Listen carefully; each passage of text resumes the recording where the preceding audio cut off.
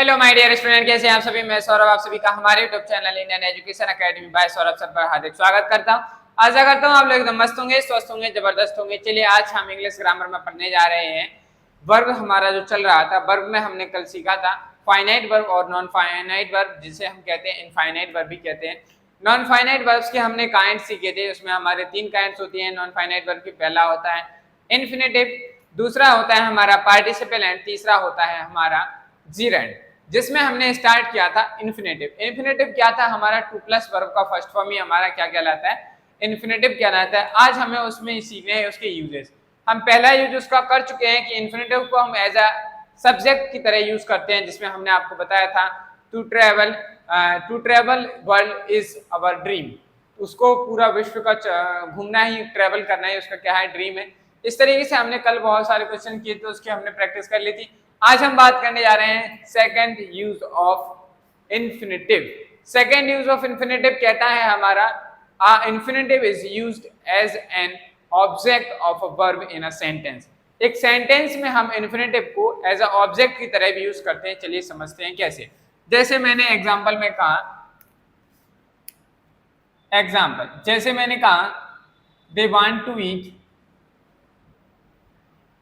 दे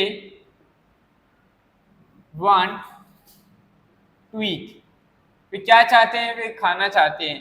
भाई तो ये टू ईट आया है, देखिए ये हमारा ये दो दे है, ये हमारा सब्जेक्ट बन गया, वांट हमारी वर्ब बन गई और टू ईट इस वर्ब का क्या बन गया, ऑब्जेक्ट बन गया। क्या बन गया, इस तरीके से हमने क्या करते हैं कि जो हमारा इन्फिनेटिव होता है इसको हम एज अ ऑब्जेक्ट की तरह भी क्या करते हैं, हम इसको यूज करते हैं। समझ में आ गया। जैसे मैंने नेक्स्ट एग्जाम्पल में कहा, नेक्स्ट एग्जाम्पल जैसे मैंने कहा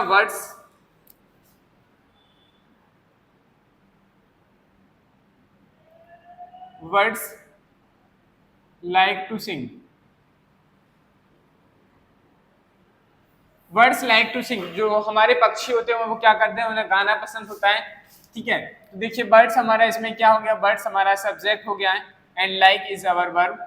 लाइक हमारी वर्ब हो गई, तो टू सिंग इज जो है इस वर्ब का क्या है, ऑब्जेक्ट है। क्या है भाई, टू सिंग इज सब्जेक्ट का, वर्ब का क्या हो गया, ऑब्जेक्ट हो गया। चलिए बात करता हूं मैं अगर नेक्स्ट एग्जाम्पल की। नेक्स्ट एग्जाम्पल में जैसे मैंने कहा ही राइट टू हर, वह उसे लिखती है।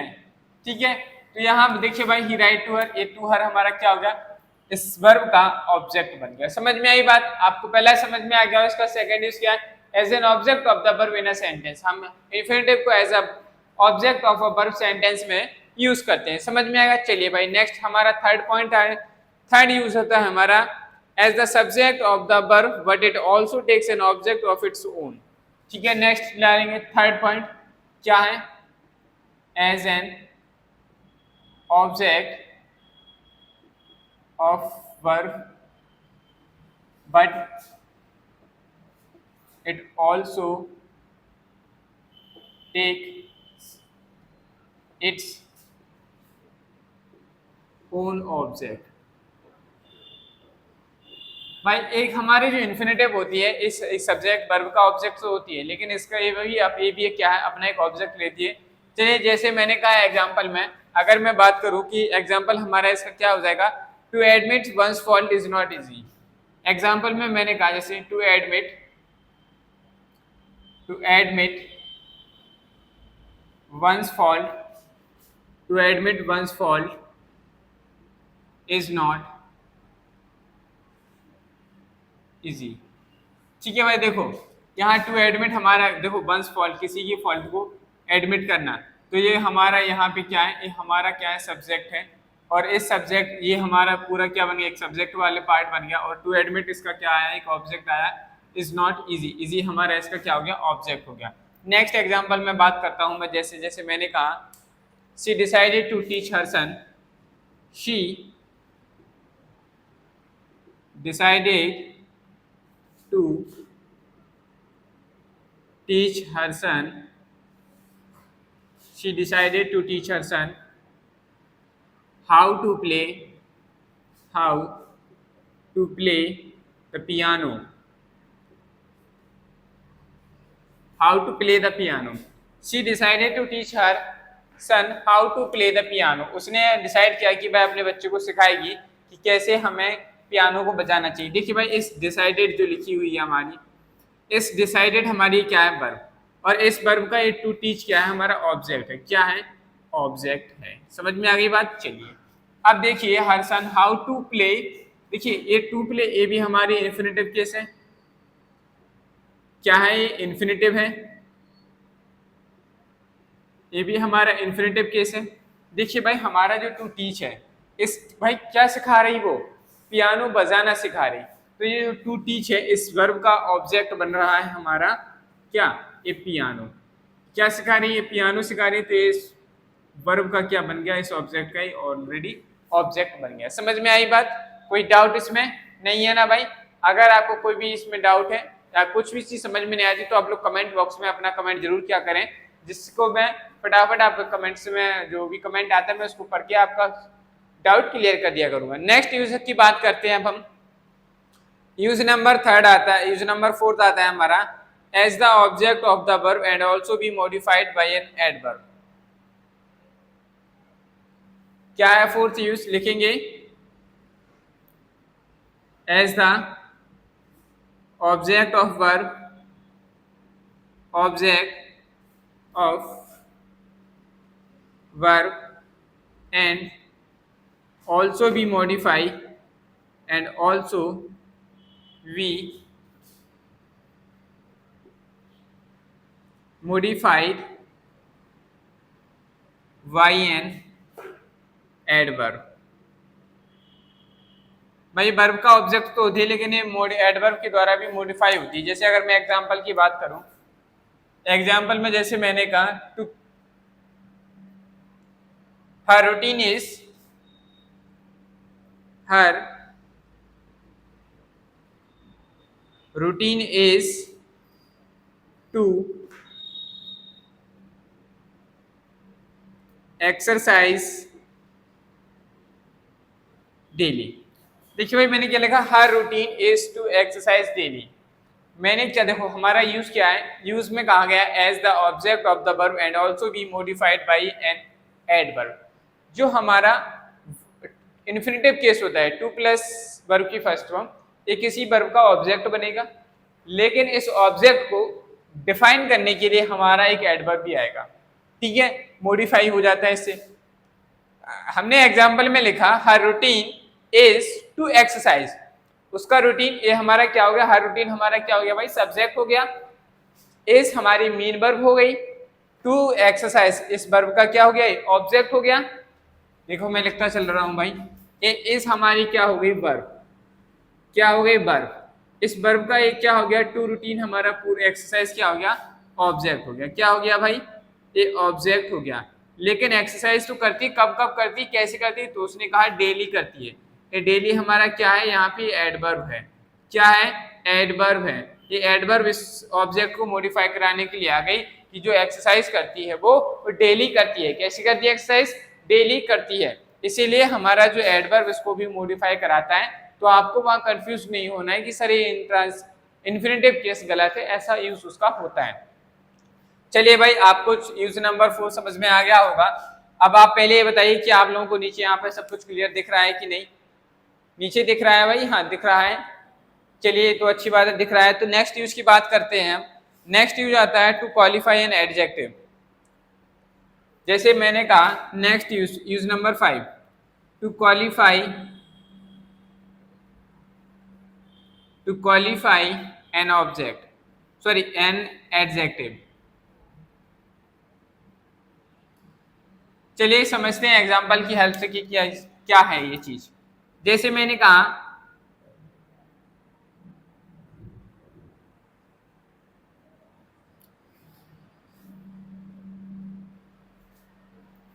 गुलाब जामुन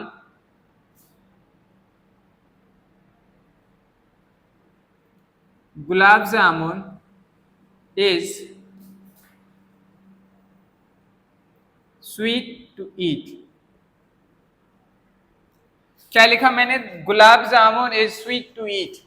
गुलाब जामुन जो है वो स्वीट है खाने में। खाने में जो गुलाब जामुन स्वाद में मीठे, कैसे हैं, स्वाद में मीठे हैं, खाने में कैसे हैं, मीठे हैं।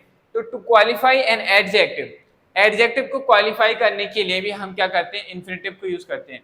स्वीट है, गुलाब जामुन स्वीट है, लेकिन कैसे में है, तो उसने कहा खाने में, खाने में जो है गुलाब जामुन कैसे हैं, स्वीट हैं। तो ट्वीट हमारे यहाँ कर रहा है, इस एडजेक्टिव को क्वालिफाई कर रहा है।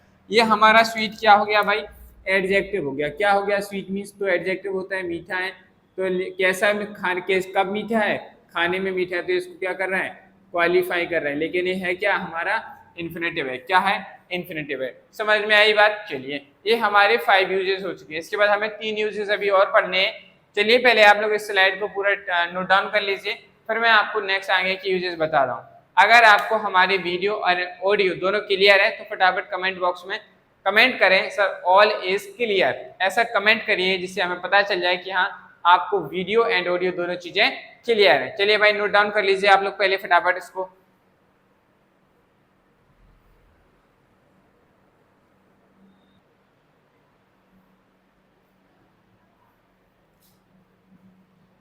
चलिए भाई नेक्स्ट हमारा यूज आता है use number 6, to qualify a noun. Noun को क्वालिफाई करने के लिए भी हम इन्फिनेटिव को यूज करते हैं। जैसे अगर मैं बात करूं एग्जांपल की, तो एग्जांपल में जैसे मैंने कहा this is not the time, this is not the time to sleep, time to sleep, यह सोने का समय नहीं है।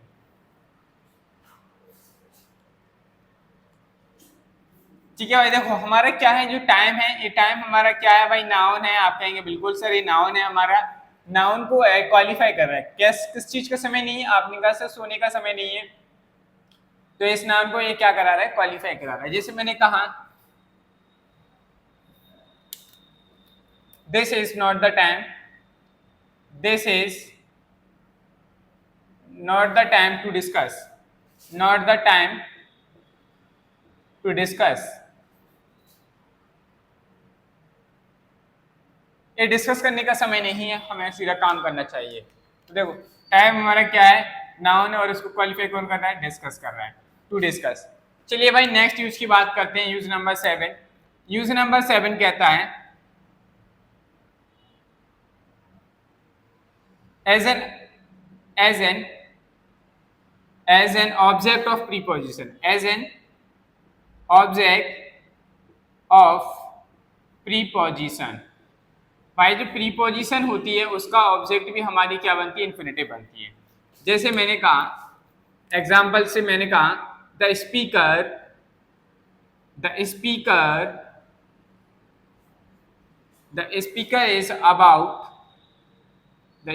Is about to begin.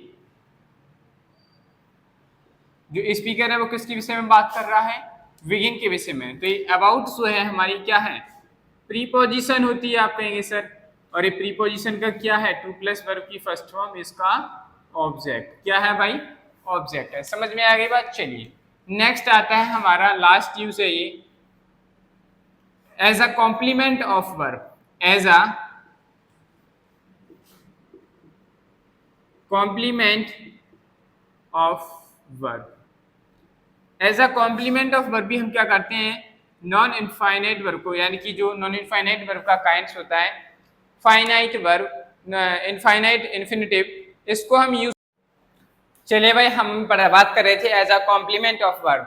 As a complement of verb का मतलब हुआ कि जो हमारा इन्फिनिटिव होता है इसको हम वर्ब की कॉम्प्लीमेंट की तरह भी यूज करते हैं। जैसे कि मैंने एग्जांपल में कहा the greatest ambition is to play cricket. उसका जो ग्रेटेस्ट एम्बिशन है, मतलब उसका जो मेन उद्देश्य है वो क्या है, उसका उद्देश्य है कि वो क्रिकेट खेले, यही उसका क्या है, एक एम्बिशन है। तो भाई हमने लिखा हुआ है द ग्रेटेस्ट एम्बिशन इज, किसी का एम्बिशन क्या था, तो हमने टू वर्ब की फर्स्ट फॉर्म के साथ ऐड करके लिखा है टू प्ले क्रिकेट। ये वर्ब का इन्फिनिटिव केस हो गया। उसके बाद क्रिकेट क्या खेलना चाहता था, क्रिकेट खेलना चाहता है, तो टू प्ले क्रिकेट ये हमारा पूरा का पूरा क्या हो गया, इसका कॉम्प्लीमेंट हो गया। समझ में आई बात। इसलिए हमने कहा कि as a complement of verb भी हम इन्फिनिटिव को यूज करते हैं। चलिए नेक्स्ट कॉन्सेप्ट हमारा आता है कि नेक्स्ट कॉन्सेप्ट कहता है वेयर इन्फिनिटिव। क्या कहता है, वेयर इन्फिनिटिव। समझते हैं कि सर वेयर इन्फिनिटिव क्या होता है। ठीक है, when an infinitive case when an infinitive verb is used without to it is called bare infinitive. जब हम इन्फिनेटिव को यूज करते हैं बिना टू के, मतलब कि मैंने ऐसे कहा, अगर हमने लिखा टू प्लस वर्ब की फर्स्ट फॉर्म, ये हमारा क्या होता है? आप कहेंगे सर ये इन्फिनेटिव केस होता है, लेकिन हम इन्फिनेटिव केस में क्या करें कि टू नहीं लिखेंगे, वर्ब की फर्स्ट फॉर्म लिखें, तो हम उसे क्या कहते हैं? वेयर इन्फिनेटिव कहते हैं। क्या कहते हैं? वेयर इन्फिनेटिव कहते हैं। ये मेरा इस डेफिनेशन का क्या था? मतलब था। चलिए भाई, अब आप लोग क्या करेंगे, फटाफट इसको नोट डाउन करिए, फिर हम आपको सिखाने वाले हैं कि वेयर इन्फिनेटिव कहाँ कहाँ आता है। चलिए नोट डाउन कर लिए आप लोग फटाफट। चलिए भाई, बात करते हैं यूजेस ऑफ वेयर इन्फिनेटिव। किसकी बात करते हैं? Uses of bare infinitive. अब इसमें हम सबसे पहला यूजेस हमारा पॉइंट है, लिखेंगे इट कम्स, पहला यूज लिखेंगे it comes after the model auxiliary verb. It comes after, it comes after the modal auxiliary verb, after the modal auxiliary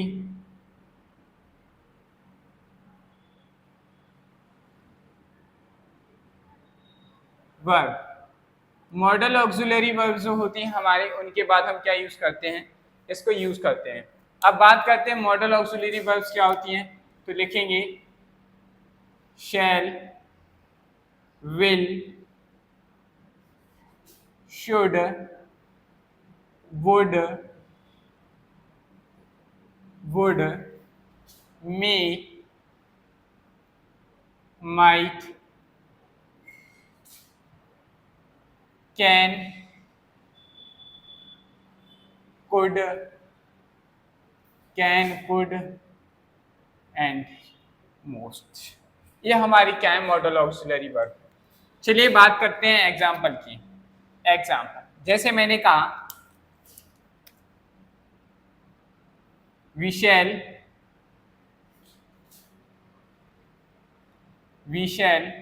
go to market, we shall go to market। ठीक है, हम कहाँ जाएंगे? शैल जो कि हमारी मॉडल ऑक्सिलरी वर्ब है, इसके बाद ये जो गो आया, ये हमारी क्या है? ये हमारी वेयर इन्फिनेटिव है। क्या है? Where infinitive. दूसरे एग्जाम्पल की बात करते हैं। दूसरे एग्जाम्पल में जैसे मैंने कहा, you should consult the physician, you should consult the physician। आपको फिजिशियन से क्या करना चाहिए? कंसल्ट करना चाहिए। तो ये शुड हमारी क्या है? वेयर इन्फिनेटिव है। क्या है भाई? Bare infinitive. समझ में आई बात? चलिए नेक्स्ट बात करते हैं हम, नेक्स्ट यूज की बात करते हैं, यूज नंबर 2। यूज नंबर 2 कहता है हमारा, पहला यूज किया था मॉडल ऑक्सिलरी वर्ब की बात आती है, दूसरी बार आता है after the verb of perception, after the verb of perception. ठीक है, after the verb of perception. Like कौन कौन सी वर्ब हैं वो, उनके बारे में समझते हैं। जैसे मैंने कहा सी, हेयर, हियर मीन्स सुनना, जैसे कि वॉच, वॉच मीन्स देखना, नो, नो मीन्स जानना, और फेल, फील, फील मीन्स महसूस होना। ये हमारी जो वर्ब हैं, इनके बाद हम क्या करते हैं? इनके बाद हमारा वेयर इन्फिनेटिव यूज होता है। जैसे एग्जाम्पल में बात करते हैं, we washed her, we washed her, leave the house, her leave the house। ठीक है, देखिए भाई, we washed her, leave the house। ये washed हमारी क्या हो गई? वर्ब है। इस वर्ब के साथ लीव हमारा क्या है? ये वेयर इन्फिनेटिव है। क्या है ये? वेयर इन्फिनेटिव है। देखिए भाई आपको याद रखना है बेयर इन्फिनेटिव जो है वो इन वर्ब्स के बाद ही आता है। सी हुआ, हियर हुआ, वॉच हुआ, नो हुआ, फेल्ट हुआ, इनके बाद हम क्या करते हैं बेयर इन्फिनेटिव आता है। अगर हम यहाँ टू लगाते थे तो वो क्या हो जाता हमारा गलत हो जाता है। ठीक है भाई, चलिए नेक्स्ट बात करते हैं हम। अगर हम नेक्स्ट एग्जाम्पल की बात करें तो नेक्स्ट एग्जाम्पल हमारा हो जाएगा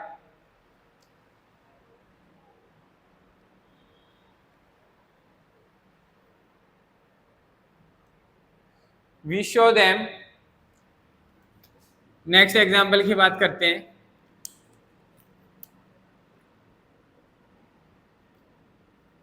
we show him, we show him play cricket. मैंने उसे देखा था क्रिकेट खेलते हुए। तो देखिए भाई शो हमारा क्या है वर्ब है, और इसके साथ प्ले हमने डायरेक्ट ऐड किया, ये हमारी क्या है वेयर इन्फिनेटिव। अब आप सभी के मन में एक बात आई होगी सर परसेप्शन नहीं बताया आपने, परसेप्शन क्या चीज होती है। देखिए भाई समझिए परसेप्शन का मतलब क्या होता है। परसेप्शन का मतलब होता है कि आपने आसपास कोई भी चीज थी उसको देखा, समझा, सुना, महसूस किया, इन सभी के बारे में जाना, इन सभी सब कुछ करने के बाद आपको जो महसूस समझ में आया है कि वो ऐसा कर रहा था, ऐसा क्यों कर रहा था, ऐसा क्यों खेल रहा था, वो ऐसा खेल रहा था, वो ऐसा कर रहा था, ऐसा कर रहा था, वो ऐसा क्यों कर रही थी, ये सारी चीजें जब आपको समझ में आती हैं तो उसे हम कहते हैं परसेप्शन। क्या कहते हैं, किसी चीज को देखकर या चारों ओर की चीजों को देखकर देखकर आपको जो चीज समझ में आती है उसे हम क्या कहते हैं परसेप्शन कहते हैं। क्या कहते हैं परसेप्शन कहते हैं।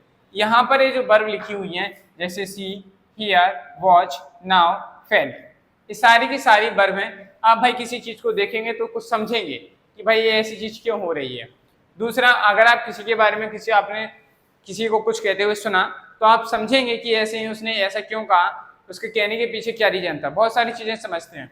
अगर आपने किसी चीज को देखा तो आप ये समझेंगे कि ये देखा जो है, आखिर आपने जो देखा है वो क्या देखा, उस देखने से आपको क्या समझ में आया। इन सारी चीजों को हमें करने से कुछ ना कुछ समझ में आता है, इसलिए हम इन्हें कहते हैं वर्ब ऑफ परसेप्शन। ऐसी वर्ब जिसे देखकर करने से आपको कुछ समझ में आता है, उन वर्ब ऑफ परसेप्शन के साथ हम क्या करते हैं बेयर इन्फिनेटिव यूज करते हैं। लेकिन वर्ब ऑफ परसेप्शन दिखाने वाली वर्ब हमारे पास ये हैं जो आपके सामने बोर्ड पर लिखी हुई है। याद रखिएगा बेयर इन्फिनेटिव इनके बाद ही आता है। नेक्स्ट अगर हम बात करें नेक्स्ट कॉन्सेप्ट की, ठीक है, अब हमारी कुछ वर्ब्स और होती हैं। यहाँ एक पॉइंट और लीजिए, question number sorry usage number 3, after verb, after verbs like, कुछ वर्ब हैं जैसे कि हमने कहा डेयर हुआ, ठीक है, नीड हुआ, ठीक है, बेड हुआ, क्या क्या भाई डेयर हुआ, नीड हुआ, बिड हुआ, और बताइए भाई आप क्या लगता है आपको कि क्या वर्ब्स हो सकती हैं। लेट हुआ, मेक हुआ। देखिए भाई हमारे कुछ वर्ब्स जैसे कि डेयर हुआ, नीड, विड, लेट हुआ, मेक हुआ, इन वर्ब्स के बाद भी हमारा क्या आता है बेयर इन्फिनेटिव आता है। क्या आता है इनके बाद भी बेयर इन्फिनेटिव आता है। चलिए भाई समझते हैं कैसे, एग्जाम्पल से बात करते हैं। जैसे मैंने कहा mother made me take the medication, mother make me, mother make me take the medication, take the medication. तो देखिए भाई हमने क्या किया, जो मेक आया मेक के तुरंत बाद हमने इस ऑब्जेक्ट को नेक्स्ट आगे बात को कनेक्ट कराने के लिए डायरेक्ट वर्ब की फर्स्ट फॉर्म लिखी, तो ये टेक हमारा क्या हो गया बेयर इन्फिनेटिव है भाई। ये हमारा क्या है वेयर इन्फिनेटिव है। क्या है भाई वेयर इन्फिनेटिव है। समझ में आ रही है कि नहीं बात। अगर कोई दिक्कत समस्या है तो बताइए भाई। Mother makes me take the medication, तो ये हमारा क्या हो गया भाई वेयर इन्फिनेटिव हो गया। क्या हो गया वेयर इन्फिनेटिव हो गया। समझ में आई बात। अगर हम बात करें नेक्स्ट एग्जांपल की तो हम लिख सकते हैं be need, be need,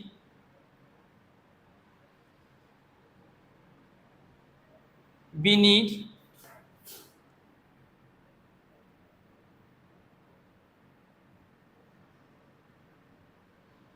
we need not go there,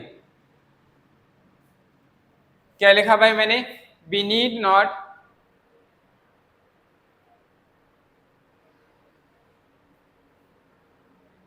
go there या गो टुडे, ठीक है भाई। तो ये जो नीड आया है इसके साथ हमने वर्ब की फर्स्ट फॉर्म की, तो ये हमारा क्या है, नीड गो आ रही, ये हमारे वेयर इन्फिनिटिव को बता रही, किसको बता रही, वेयर इन्फिनिटिव को रिप्रेजेंट कर रही है। समझ में आ गई बात। चलिए भाई यहाँ आप लोगों को नीचे दिख रहा है कि नहीं, बताइए जल्दी भाई, नीचे दिख रहा है कि नहीं, अभी इतनी जगह नहीं कि आपको आगे दिख जाए। चलिए भाई इसके बाद हमारा एक बहुत ही इंपॉर्टेंट कॉन्सेप्ट है, उसको समझते हैं, फिर उसके बाद हम देखेंगे कि आगे क्या करना है। चलिए भाई बात करते हैं, नेक्स्ट इंपॉर्टेंट कॉन्सेप्ट है हमारा, with verbs like dare and need we use the infinitive with to in affirmative sentence.